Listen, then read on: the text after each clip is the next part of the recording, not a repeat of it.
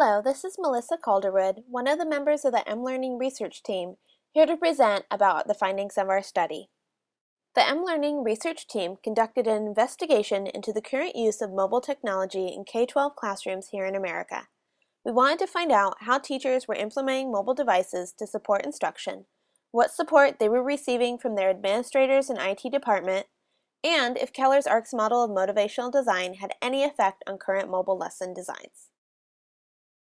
In order to gain an understanding of current research in the field of mLearning, our team set out to conduct literature reviews in 3 pertinent areas for our study.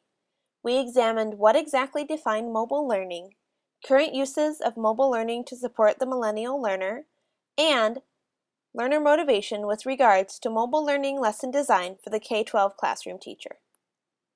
Nick learned that the most widely accepted definitions of mobile learning center on the general theme of learning through the use of mobile devices.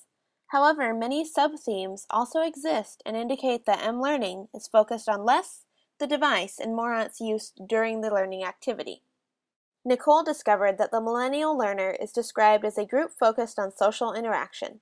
They are highly accomplished at multitasking and adept with the use of technology and social media, learning and workplace applications. The millennial prefers group activities, embraces information technology, and requires rapid access to information. And I explored published studies pertaining to the use of mobile learning devices in the K-12 classroom setting. I also became intrigued by Keller's ARC's model and ended up with Lit Review that explored the question of how to keep mLearning motivational when dealing with millennial learners that are constantly surrounded by new technology stimuli. Several limitations hindered our ability to explore mLearning in K-12 classroom settings to the depth originally intended. We needed to make sure we were in compliance with the Institutional Review Board, so we were not able to actually observe classrooms and get student feedback. Getting teachers to participate in a time-sensitive study is more difficult than one may think. Our study was conducted within 1 academic semester, which is a relatively short amount of time, and the researchers were not in the same geographic area and were thus dependent on email correspondence as their primary communication with participating teachers. Current population trends and shifts in student expectations and performance in learning environments suggest that the emergence of the millennial generation in classrooms has necessitated an evaluation of how educational design is meeting the needs of a new generation. In an effort to quantify the impact of mobile learning on learner motivation, this study focuses on the incorporation of learner motivation principles in curriculum development and an analysis of lesson plans used to guide learners in mLearning exercises. This study will inform stakeholders and fuel the design of appropriate and functional lesson plans by enhancing situational awareness, validating the effectiveness of the ARC's model, and identifying measures for effectively incorporating mLearning into the traditional classroom setting. Data collection for this evaluation was conducted in a twofold manner. First, the research team solicited and analyzed K-12 educators' interviews who are involved in mLearning programs at their schools. The second form of analysis was when the team found lesson plans published on the internet and analyzed them according to a content coding rubric divided into the elements of the ARC's model, as well as for measuring the components of effective learning objectives, explicitly stating the audience, behavior, criteria, and conditions under which learning will take place.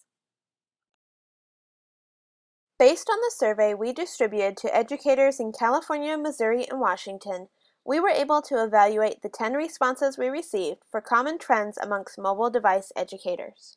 The survey we sent out via SurveyMonkey.com focused on collecting demographic data, such as the number of years each educator has been teaching, their comfort level and support network for developing mLearning lessons, and the self-reported relevance of Keller's theory of motivational design on their individual lesson plans. Analysis of the data reveals that among teachers and students, a high degree of comfort exists with the use of mobile technology. This finding is significant in supporting the confidence component of Keller's ARC's model and in demonstrating the limited need for instructional time to be invested in building proficiency with the technology itself. Detracting from that same aspect, however, is the apparent lack of comfort amongst teachers with the level of training they have received in developing and implementing mobile learning lessons. Although teachers are comfortable with the use of this technology in their classrooms, they are less comfortable in determining how it should be used to expand core content learning. Additionally, educators indicate low levels of support towards the design and implementation of mobile learning in their classrooms.